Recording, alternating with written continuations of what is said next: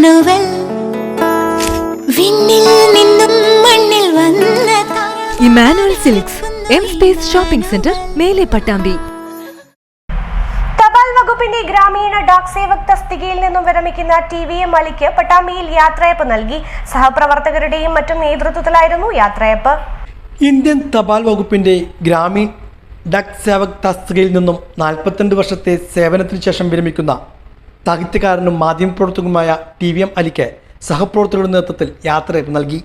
പട്ടാമ്പി കോളേജിലെ സെമിനാർ ഹാളിൽ വെച്ചായിരുന്നു യാത്രയപ്പ് സമ്മേളനം നടത്തിയത്.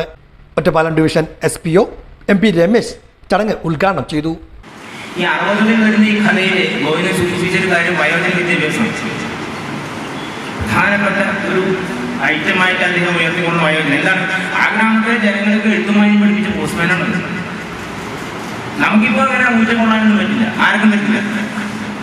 ഇവിടെ ഇരിക്കുന്ന ഒരു UDSMD പോസ്റ്റ്മാൻ അങ്ങനെ ഊറ്റം കൊള്ളാൻ പറ്റില്ല. എത്ര തത്വ പ്രശ്നങ്ങളുടെ മണി ഓർഡറുകൾ ഇപ്പോൾ നിങ്ങൾ കൊടുത്തുകൊണ്ടിരിക്കുന്നുണ്ട്. 100% സാക്ഷരത കേരളത്തിൻ്റെ കാര്യമാണ് ഞാനിപ്പോൾ സംസാരിച്ചുകൊണ്ടിരിക്കുന്നത്. നമുക്കറിയാം, ഞങ്ങളോട് വെച്ച് ഞങ്ങൾ പറയാം. പൊതുവെ നിങ്ങൾക്കറിയില്ലെങ്കിൽ 100% സാക്ഷരത എന്ന വലിയൊരു നുണയുടെ മുമ്പിൽ നമ്മൾ നിന്നിട്ട് ഇപ്പോഴും വലത്തെ കയ്യിലെ തള്ളവരിൽ കാണിച്ച് മണി ഓർഡർ കൊടുത്തുകൊണ്ടിരിക്കുന്ന നെഞ്ചത്തോട്ട് പറയാൻ പറ്റുമോ?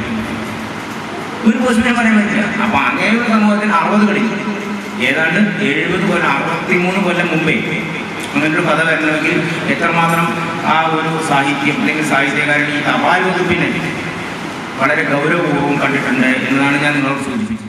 Pattambi sub division ASP AV Ajith അധ്യക്ഷനായിരുന്നു.